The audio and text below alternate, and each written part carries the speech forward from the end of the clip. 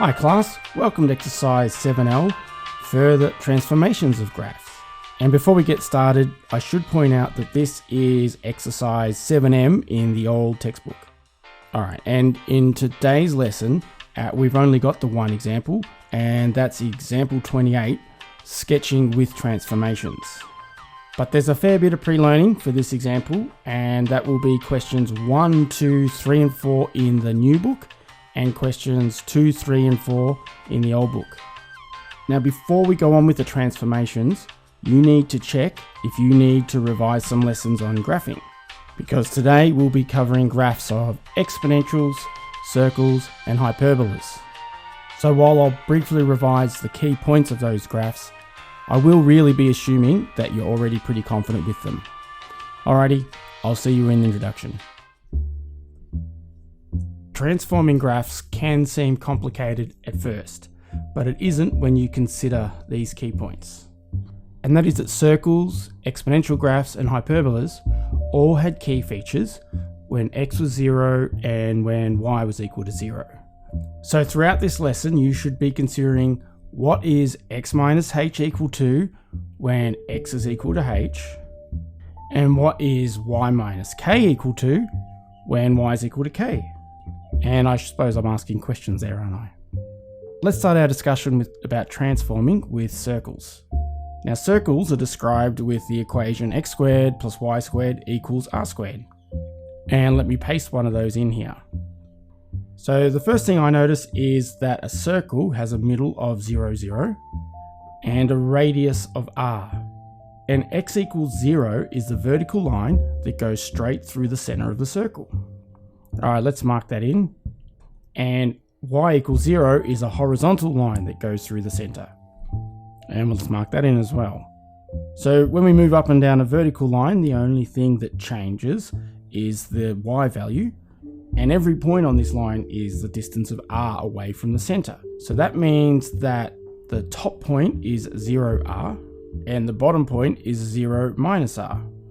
And similarly, the right point will be r, 0, because we've moved r in the x direction and none in the y. And our left point will be minus r, 0. So then the equation x minus h squared plus y minus k squared equals r squared has this part here, which is 0 when x is equal to h, and this part here that is 0 when y is equal to k. So this means that we're going to have a circle with radius r, but with the center hk, like this one here. And this is the point hk, obviously. And the reason for this is because when x minus h is 0, then x is equal to h. So that means that x minus h is a vertical line through the center of the circle. Okay, because we've got this object here that has the variable x in it and it's squared.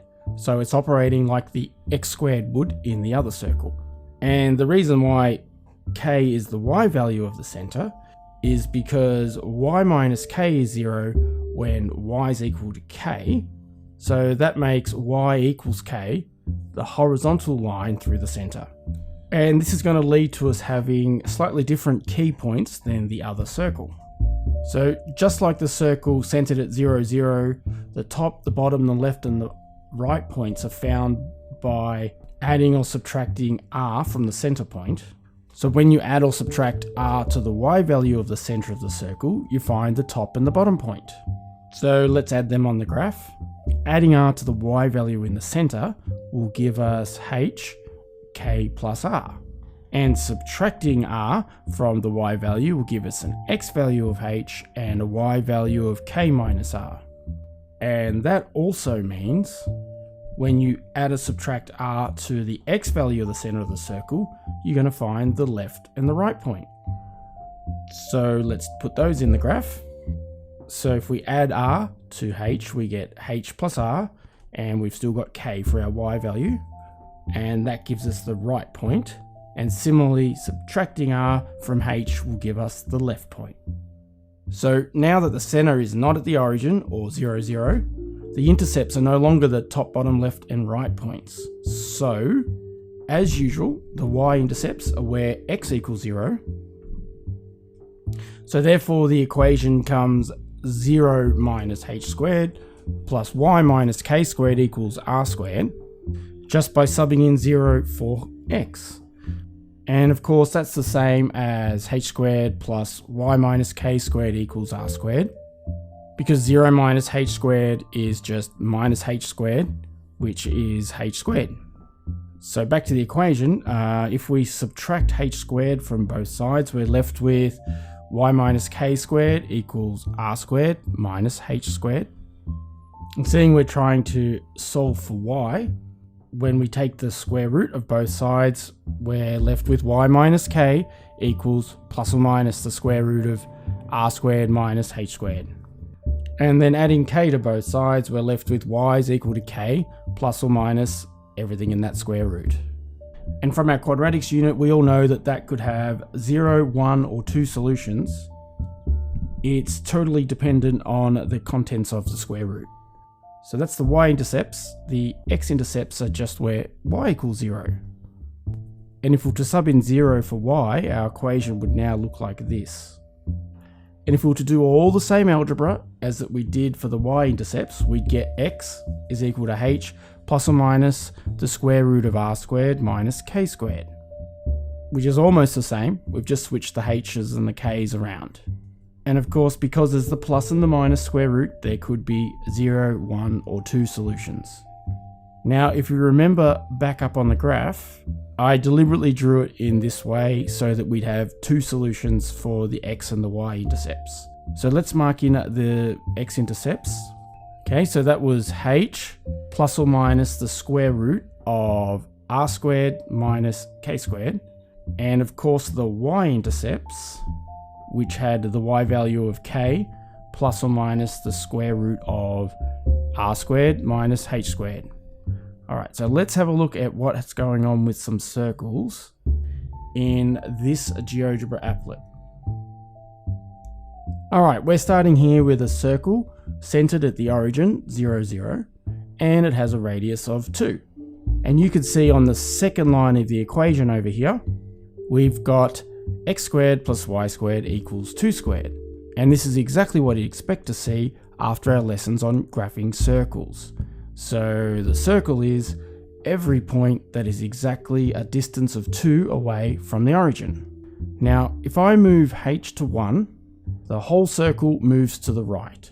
And in this case, x minus h is x minus 1. And you can see that in the equation.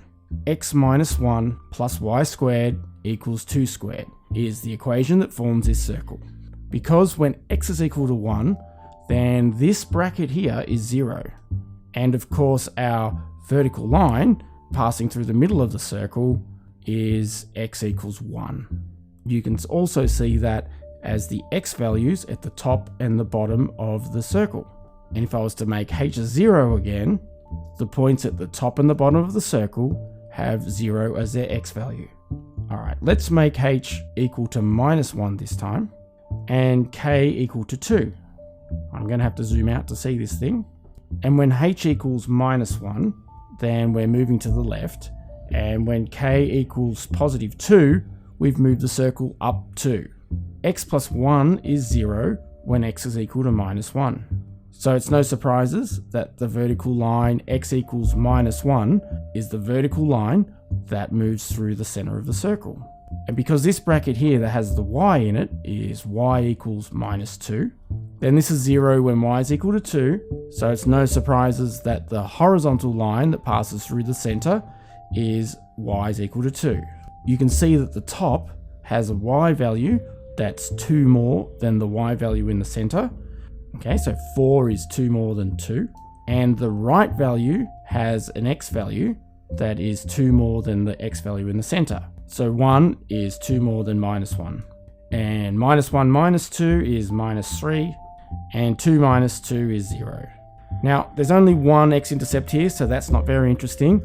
But we've got 2 y-intercepts here. So let's pop back into OneNote to see if we can figure out what they are. So the y-intercepts for the equation x plus 1 squared plus y minus 2 squared equals 2 squared, which is the equation for the circle we're just looking at, minus minus 1 is plus 1, so that's our h value with the x there. And minus 2 is, well, minus 2, which was our k value. And we had a radius of 2. So of course, when we find the y-intercepts, we're just looking for x equals 0. And we can sub that into the equation.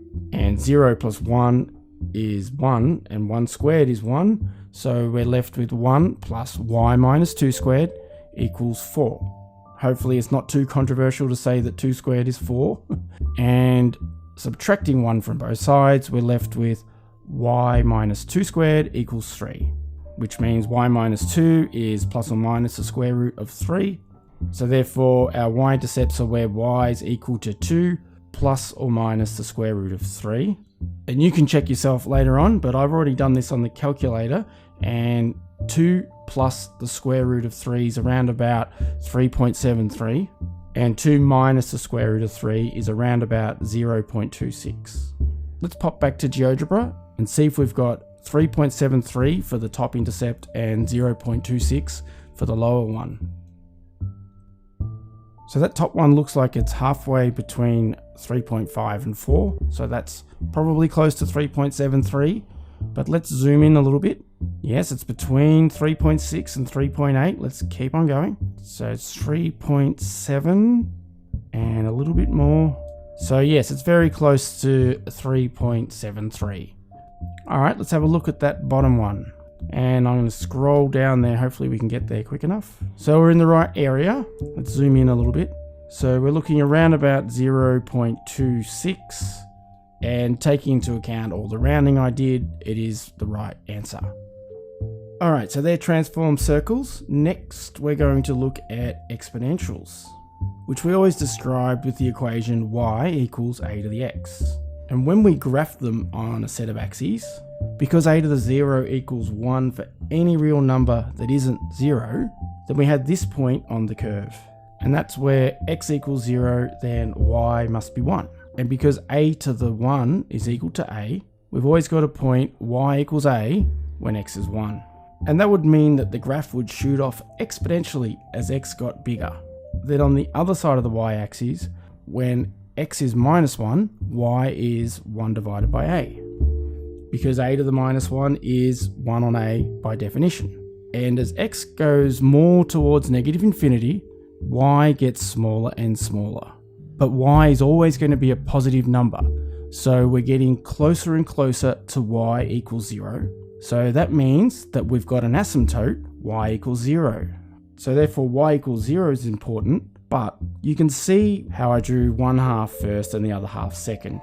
And I always see an exponential graph with the vertical line x equals 0 as like an anchor point, even though it's not an asymptote, because it's shooting off high to the right and squeezing closer and closer to the asymptote when it moves to the left.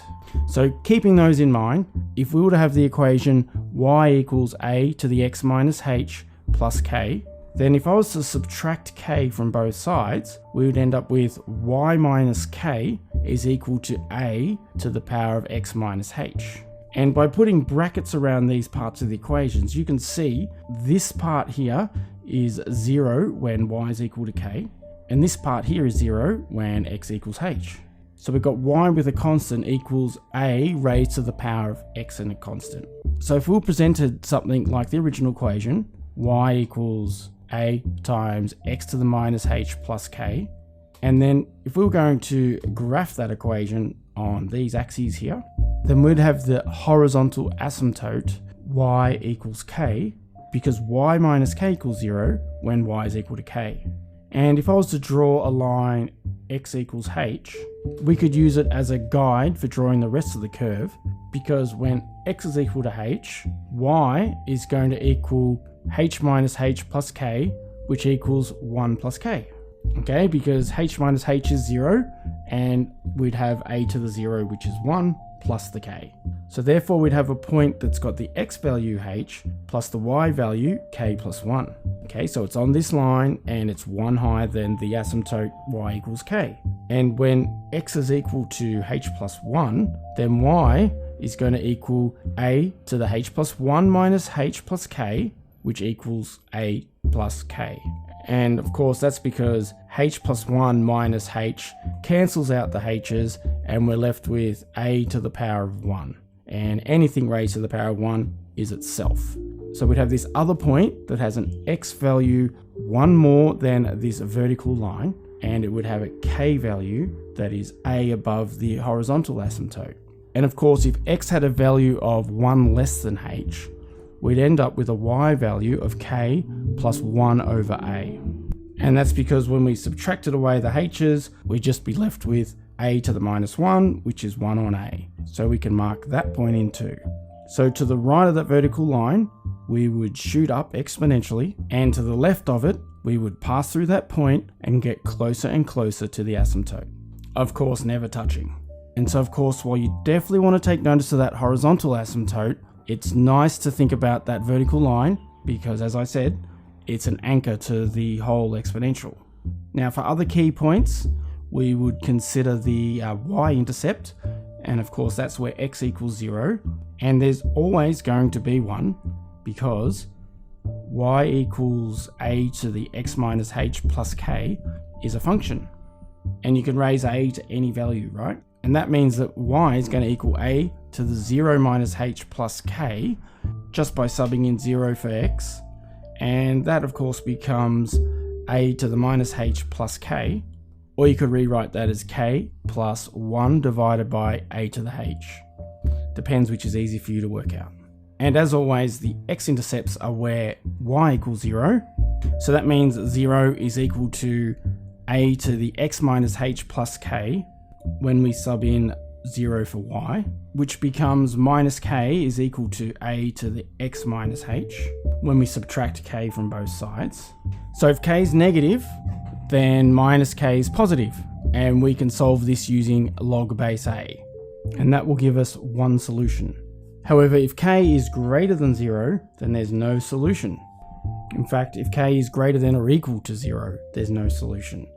And that's because we can't have a log of a negative number or 0. So for example, if k was equal to 2, then that last step of our intercept search would be minus 2 is equal to a to the x minus h. And log base a of minus 2 is equal to x minus h, because by definitions of logs, log base a of a to the x minus h is equal to x minus h. Now, this does not make sense, because as I said, you can't take the log of a negative number. And if you don't trust me, test it out yourself with a calculator. But even if you ignored that rule, it just doesn't make sense if you think about it. If our asymptote is above the x-axis, then our curve never actually touches the asymptote, so therefore it couldn't get down to the x-axis either. Alright, let's inspect some transformations of exponentials with that same GeoGebra applet. Alright, so here I've got y equals 2 to the x, and we've got an asymptote at y equals 0, and when x is equal to 0, y is equal to 0 plus 1. Okay, 1 more than the asymptote. And when x is equal to 1, y is equal to 0 plus 2, which is 2. Okay, you can see the point there, x is 1, y is 2. And when x is minus 1, then y is equal to 0 plus 2 raised to the power of minus 1, which is a half. And please ignore the decimals, obviously 0.5 is a half. Now let's move the slider h to 2. And we can see that this makes the graph move everything to the right. And let's have a look at the equation over here. Y minus 0 is just y, and 2 to the x minus 2 is 2 to the x minus 2. When you neaten that all up, down on the last row there, you'll see that y is equal to 2 to the x minus 2. So because our k here is 0, we still have the asymptote y equals 0, but when x is equal to 2, we see that y is equal to 1. Because when x is equal to 2, we've got 2 to the 2 minus 2, which is 0, which is just 1, and so we're 1 above the asymptote. And when x is equal to 3, 3 minus 2 is 1, so y is 2 above the asymptote. And similarly, when x is equal to 1, we've got 2 to the 1 minus 2, which is 2 to the minus 1. So therefore, when y is equal to 2 to the x minus h, we move sideways by h. So if h is minus 2, we can look at our equation over here, and minus 2 is really x plus 2. So y equals 2 to the x plus 2 is exactly the same as y equals 2 to the x, but moved 2 to the left. So let's make h 0 again, and k minus 2. So our equation has y minus 2, which is the same as y plus 2. But if I subtract 2 from both sides, we end up with y equals 2 to the x minus 2. But because that equation at the top there, the very first one, that bracket here is equal to 0 when y is equal to minus 2. So our asymptote is where y is equal to 2. If we move h and k both to minus 3, and let's just zoom out a bit to fit this in. So if we look at the second line of our equation, our horizontal asymptote is where y plus 3 is 0, and of course that's where y equals minus 3.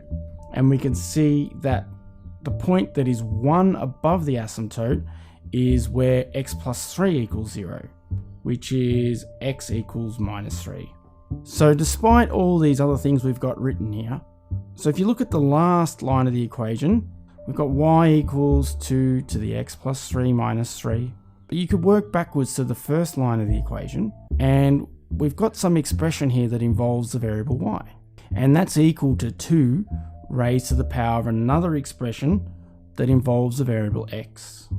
So despite the last line looking like almost like a different sort of equation, we really have something going on with y equals 2 to the power of something going on with x. So we just have a basic exponential in the end. And hopefully presenting it in this way will make it a little bit less confusing to you. I know myself in the past got confused at different stages, because when you see the minus 3 here, well, that's going to move it in the negative direction for y. But the plus 3 here with the x will make it move in the negative direction for x. So hopefully when we look back at the first line, that makes it very clear. Also with the exponentials, hopefully now you can see why it's really important to focus on where x is equal to 0, well the x plus 3 is equal to 0, because we are shooting up on the right and squeezing towards the asymptote on the left. So as I said, there'll always be a y-intercept, and the y-intercept will often be very simple when we've got all whole numbers for our h and k. So in this case, when x is equal to 0, y is equal to 2 to the 3 minus 3. So 8 minus 3 is 5.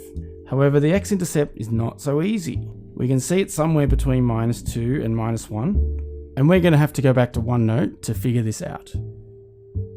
Alright, so our equation there was y equals 2 to the x plus 3 minus 3. And as always, the x-intercept is where y equals 0. So we're just trying to solve for x when 0 is equal to 2 to the x plus 3 minus 3, as we sub in 0 for y. Now that becomes 3 is equal to 2 to the x plus 3 when we add 3 to both sides. And you could rewrite that as 3 equals 2 to the x times 2 to the 3 just by using exponential laws, because 2 to the 3 is just 8. So I now can just divide both sides by 8, and we're left with 3 divided by 8 equals 2 to the x. If I take log base 2 of both sides, we've got log base 2 of 3 on 8 equals x. And using the log laws, that is actually log base 2 of 3 minus log base 2 of 8 equals x. Now, just as a side note, log base 2 of 3 is approximately 1.58. And of course, log base 2 of 8 is 3. And because 1.58 minus 3 is equal to minus 1.42, that means that x is approximately minus 1.42. All right, we can go back and check that. So let's see if x is minus 1.42 or roundabouts. Let's zoom in a bit. So there's 1.5 minus 1.4. It's pretty close to minus 1.42. And as you know, it was an approximation, so that's probably as good as it's going to get. All right, let's go back to OneNote. All right, and the last graph we're going to transform today is hyperbolas. And they come from the equation y equals a divided by x. And if we graphed it on these axes, then it would look a little bit like this. And now because we can't divide by 0, there's no value on the curve where x is equal to 0. But as you got closer and closer to 0, a divided by x gets closer and closer to infinity. And that created the vertical asymptote x equals 0, which we'll mark here on the graph. So in other words, as the curve gets closer and closer to being x equals 0, so in other words, the graph is getting closer and closer to being x equals 0 without actually becoming it. Now we also saw that as x got bigger and bigger, y equals a to the x got closer and closer to being 0. But if you remember the weird thing we found, it would require 1 to equal 0 if we would actually get a divided by x equals 0. So we don't actually reach it, and that's why it creates a horizontal asymptote y equals 0, which we should also mark in on the graph. The other key points was when x was equal to 1 or minus 1. And that was because when a divided by 1 is equal to a, and so therefore y is equal to a when x is 1, and a divided by minus 1 is equal to minus a, so therefore y is equal to minus a when x is minus 1. So let me just mark those in on the graph as well. So these facts here mean that if you were presented with the equation y equals 1 divided by x minus h plus k, then we could rearrange that by subtracting k from both sides, which would then see us ending up with y minus k is equal to 1 divided by x minus h.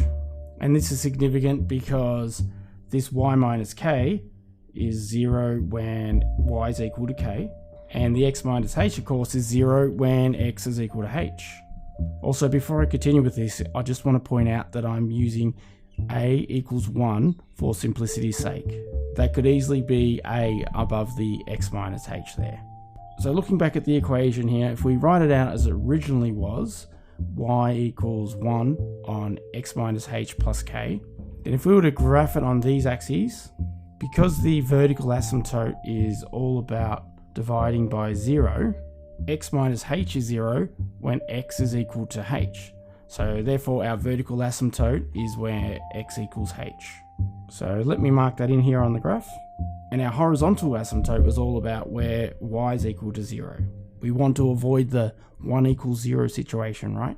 So this means that we're going to have a horizontal asymptote where y is equal to k. All right, and let me mark that in on the graph. So taking into account where our asymptotes are, we end up with a graph like so. Oh, that last bit's wonky. Let me do that again. Okay, so you can see they're both heading towards the vertical and horizontal asymptotes. But we'll also have those key points where x is 1 more or 1 less than the vertical asymptote. So when x is 1 to the right of the asymptote, we've got x equals h plus 1. So our equation would be y equals h plus 1 minus h plus k, and that would make it all 1 above the horizontal asymptote. So let's mark that point in. And similarly, when x is 1 to the left of the vertical asymptote, the y is going to be 1 below the horizontal asymptote. So let's mark that point in too. So let's have a better look at what our graph looks like now. You can still see the horizontal asymptotes, and the key points are to the left or the right of the vertical asymptote. Now, once again, we want to take into account intercepts. And we're always going to find the x-intercept where y is equal to 0. So that means we've got 0 equals 1 over x minus h plus k. So subtracting k from both sides, and then taking the reciprocal of both sides, which is a valid move, but some of you might prefer to multiply denominators to be clear. So once I add h to both sides, we're left with minus 1 on k plus h equals x. So therefore our x-intercept is when x is equal to h minus 1 on k. And that means that if k is not equal to 0, we're going to have one solution, but if k is equal to 0, we're going to have no solutions, because we're obviously talking about a division by 0 when k is equal to 0. And because the y-intercept is where x equals 0, then that means we've got y equals 1 on 0 minus h plus k. 1 on 0 minus h is the same as saying minus 1 on h. So we're left with k minus 1 on h, which means we actually end up with basically the same as our x-intercept, except our k's and h's are flipped around. And once again, if h is not equal to 0, we've got one solution, and if it is equal to 0, we've got no solutions, because dividing by 0 is very naughty. So if we go back to the graph, if you look at the x-axis here, the x-intercept is h minus 1 on k, and the y-intercept is k minus 1 on h. Alright, so once again, let's explore this in GeoGebra using the same applet. So here's the graph, y equals 1 on x. And you can see that we've got the vertical asymptote where x equals 0 and the horizontal asymptote where y equals 0. Now if I was to move h to 3, we can see that the vertical asymptote has moved over to x equals 3. And that's because if x was equal to 3, then this bracket here would be 3 minus 3, and we'd be dividing by 0, which is very naughty, as you know. Now similarly, if I was to move k over to 2, the horizontal asymptote has moved up to y equals 2.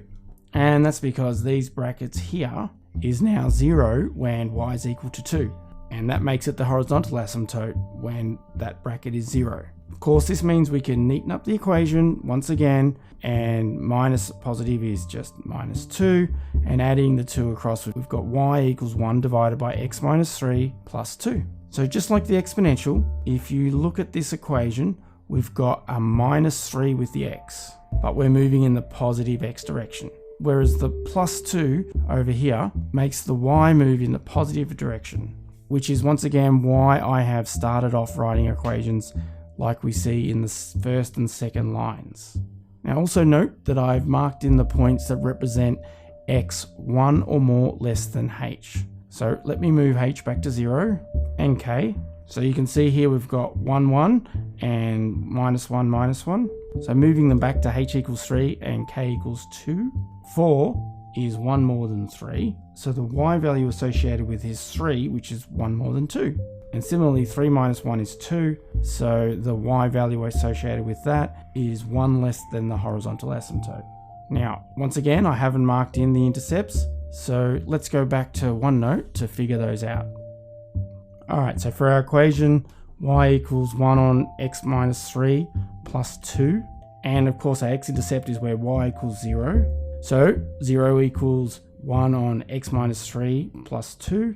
So I can subtract 2 from both sides here, and then take the reciprocal, and adding 3 to both sides.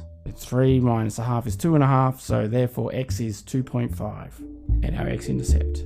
And the y-intercept is where x equals 0, so we got y equals 1 on 0 minus 3 plus the 2, of course. So that's just minus a third plus 2.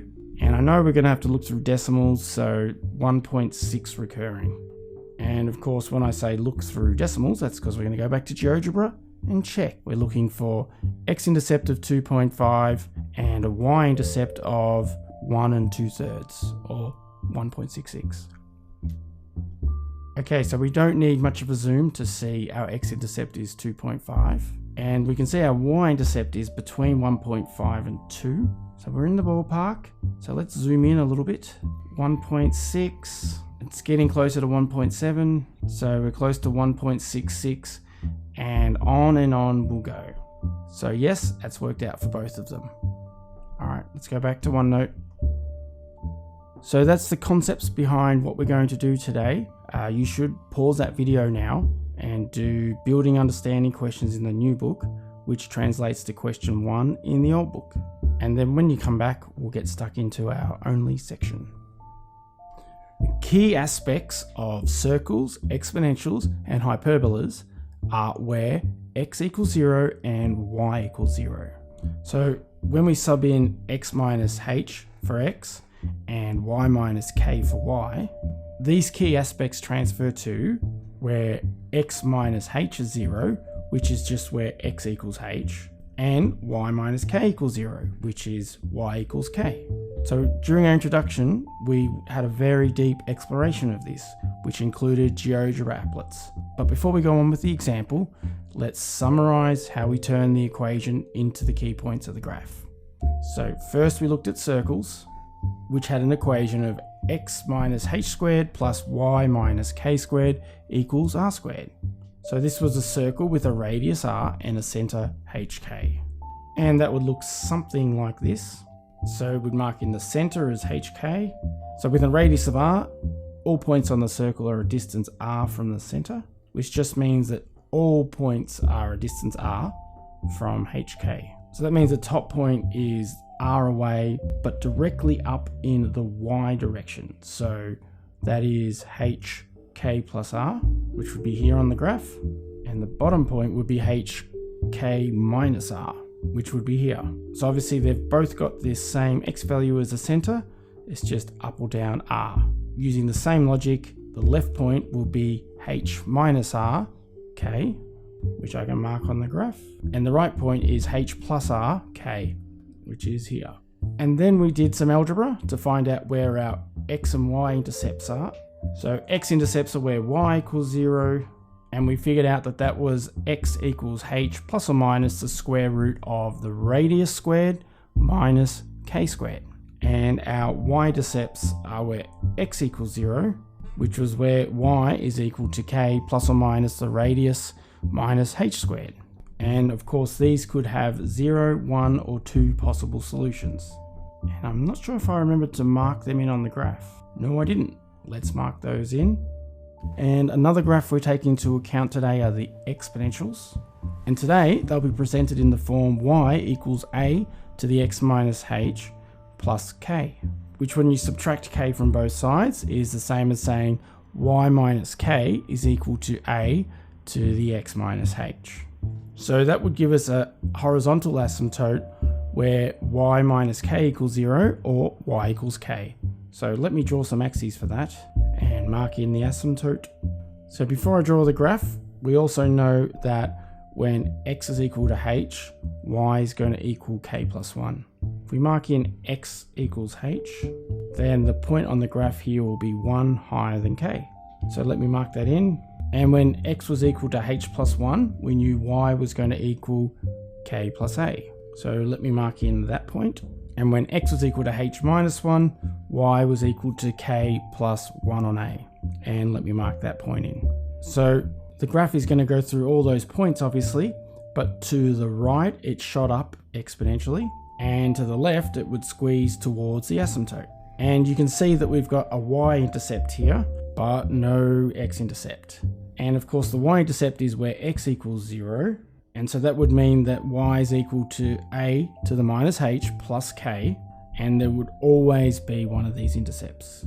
Alright, and x-intercepts are where y equals 0, and with a bit of algebra we got that down to minus k on a to the minus h is equal to a to the x. So therefore x is equal to log base a of minus k plus h.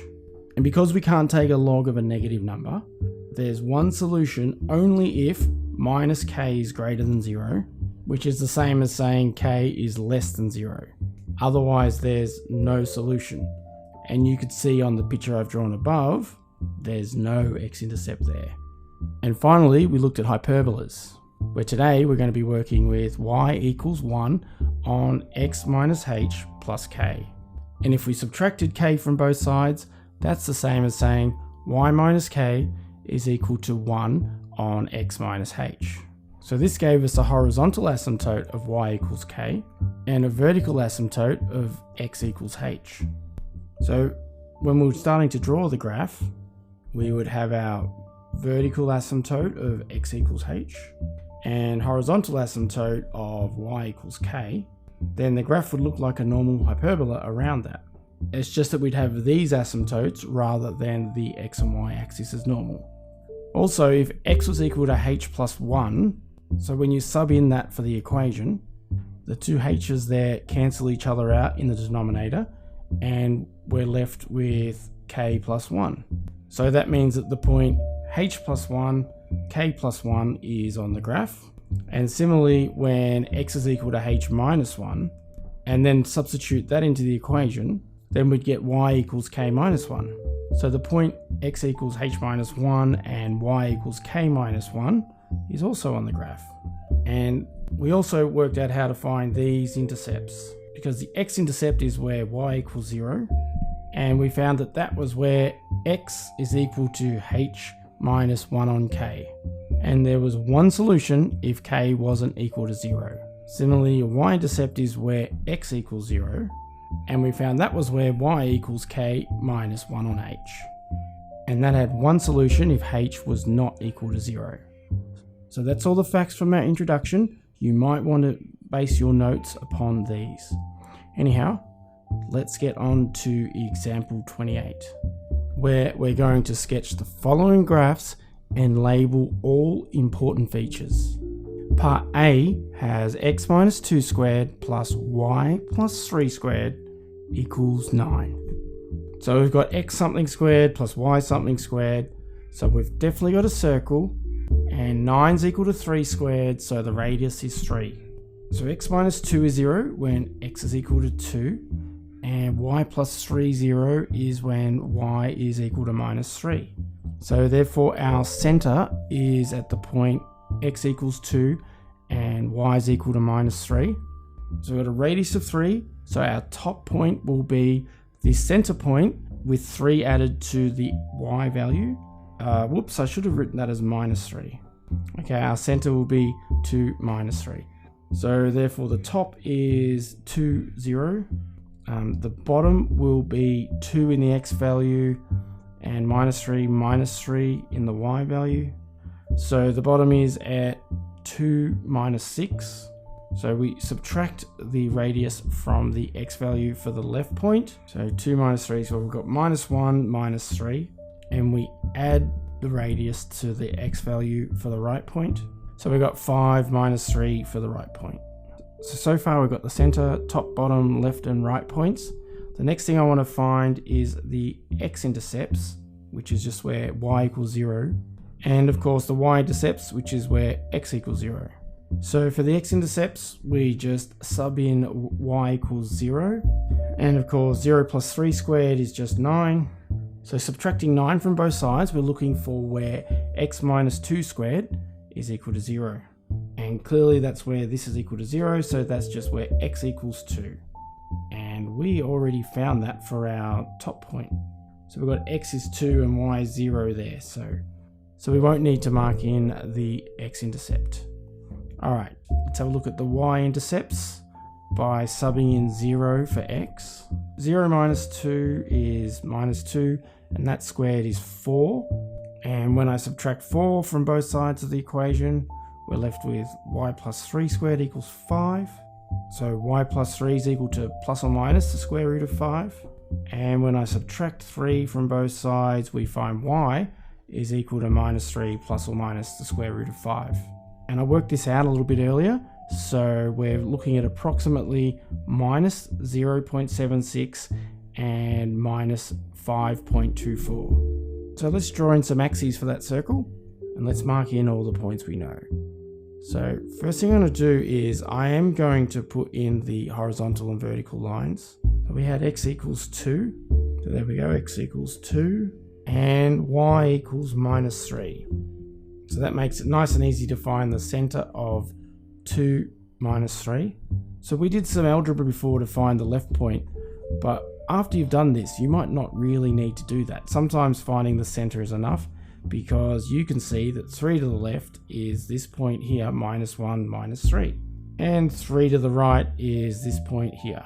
And the top one is 3 above, and the bottom one is 3 below. So even though I got the approximate value of minus 0.76 and minus 5.24, it's good form to mark in the exact values. So that was minus 3 plus the square root of 5.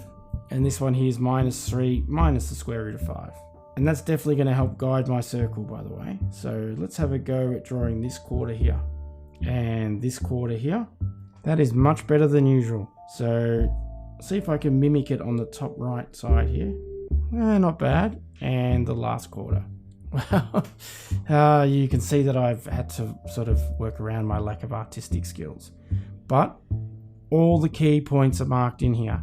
I've got the top, bottom, left and right, and the center, and the intercepts. And even though I used approximate decimal values, we did mark in the exact values using the square roots. Alright, let's move on to part B, where we have an exponential of y equals 2 to the x plus 2 minus 3. That's the same as saying y plus 3 is equal to 2 to the x plus 2. Y plus 3 is 0 when y is equal to minus 3. So therefore we've got a horizontal asymptote of y equals minus 3. And looking at the indice there, when x is equal to minus 2, y is going to equal 2 to the minus 2 plus 2. Minus 3, of course. And that's equal to 1 minus 3, which is equal to minus 2. So when x is minus 2, y is also minus 2. So therefore, minus 2 is a key point. Also, when x is equal to minus 1, y is going to equal 2 to the minus 1 plus 2, minus 3, which is just 2 minus 3, which is minus 1. So therefore, minus 1 is also a key point. And when x is minus 3, y is equal to minus 3 plus 2 minus 3, which is equal to a half minus 3, which is 2.5. That should be minus 2.5. And finally, the y-intercept is just where x equals 0. So we've got y equals 2 to the 0 plus 2 minus 3, which is 2 to the 2 minus 3, which is 4 minus 3, which is 1. So let's paste in some axes. So we figured out that the asymptote was y equals minus 3. And we had the key point of x equals minus 2 and y equals minus 2. And x equals minus 1 and y equals minus 1. We also had a y-intercept of 1. And when x was minus 3, y was equal to minus 2.5. I don't think I've got minus 2 exactly right there. And we should mark in the line x equals 2. Oh, that ruler was hard. Alright, let's mark in the line. So that's x equals minus 2. And I'm just going to mark those points a bit brighter. Now, the reason why I want to mark that line in is because to the right of it, we're shooting off exponentially. But of course, we're going to fit these points. And to the left of it, we're squeezing towards this asymptote. So there you go. That's the best I could draw. We've got an x-intercept here. So let's figure it out. So we've got 0 equals 2 to the x plus 2 minus 3. So adding 3 to both sides. And if I take log base 2 of both sides, the definition is that you remove 2 to the power of something. So when I subtract 2 from both sides, we end up with x is equal to log base 2 of 3 minus 2. And if you were to put that in the calculator, you'd see you've got approximately minus 0.415. That's not too bad if you have a look at my picture. I'm probably a little bit closer to minus 0.33. I think it looks like a third there. But anyhow, that's good for me and my quote-unquote artistic skills. Alright, we've got one more to draw here. Let's get on to part C, where we've got y equals 1 divided by x plus 1 plus 2. So this is also the same as saying y minus 2 equals 1 divided by x plus 1. And our horizontal asymptote will be where y minus 2 is 0. So therefore, y equals 2 is our horizontal asymptote. And our vertical asymptote will be where x plus 1 is 0.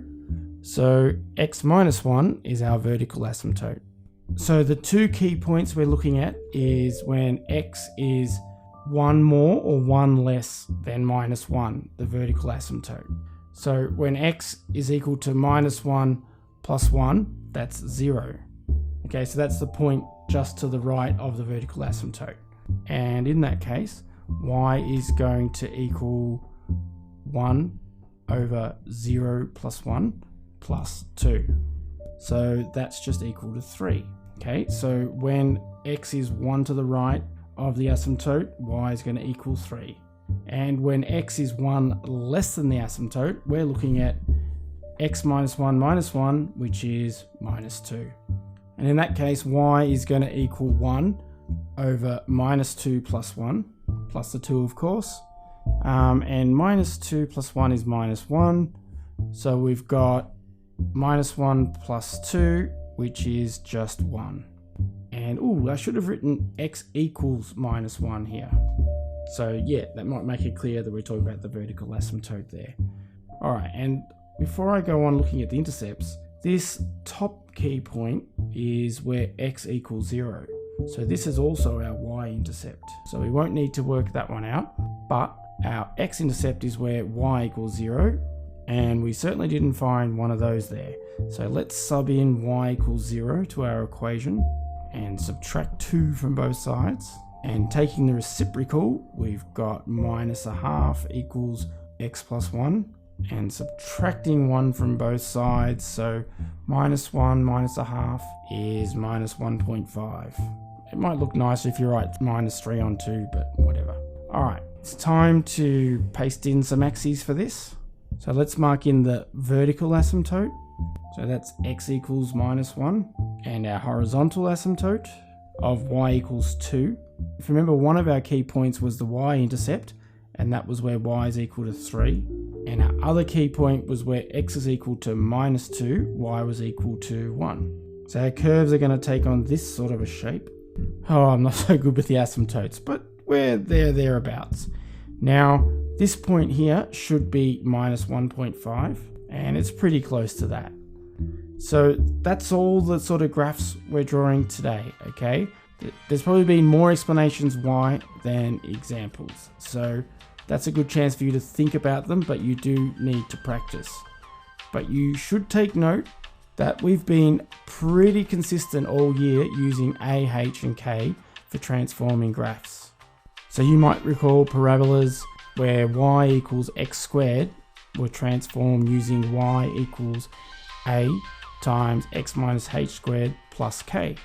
Well, if I subtracted k from both sides there, we'd end up with y minus k equals A times x minus h squared. And maybe when you look at it this way, those translations will make a lot more sense. So maybe you could try any y equals f of x and turn it into y minus k equals A times f of x minus h and see what you come up with. So the reason why we've used A, H, and K is to keep it consistent for you, as I said. But really what you need to take away from this is that when we minus h from the x, or any number from the x, we move in the positive direction for x. And if we subtract anything from the y, we move in the positive direction for y. It just turns up as positive on the other side of the equation. But yes, it's something you're going to explore, and maybe you want to try some other more exotic functions that we used this year. Anyhow, it is your turn. There is lots for you to do here, so you should pause the video and do questions 1, 2, 3, and 4 if you got the new book, or questions 2, 3, and 4 if you got the old book. But just before you go, I do have one other note, and that is if you have any doubts still, check if any points are on the curve. And by that, what I mean is sub in a value for x, find the y value in the equation, and then mark that point in. Does it match up with the transformation rules I've given you? I mean, if you really want, you could impress me with a table. Alrighty, you better get onto your pre-learning. I'll see you in the summary. Alright, so we've reached the end of the lesson, and it's a really important topic, so really take your time trying to understand how to transform graphs.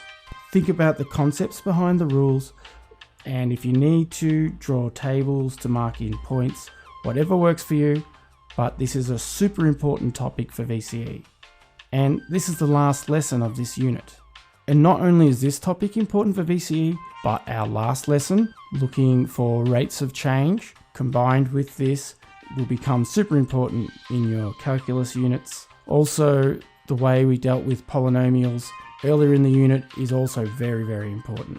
So spend a bit of time bringing all the ideas and concepts together.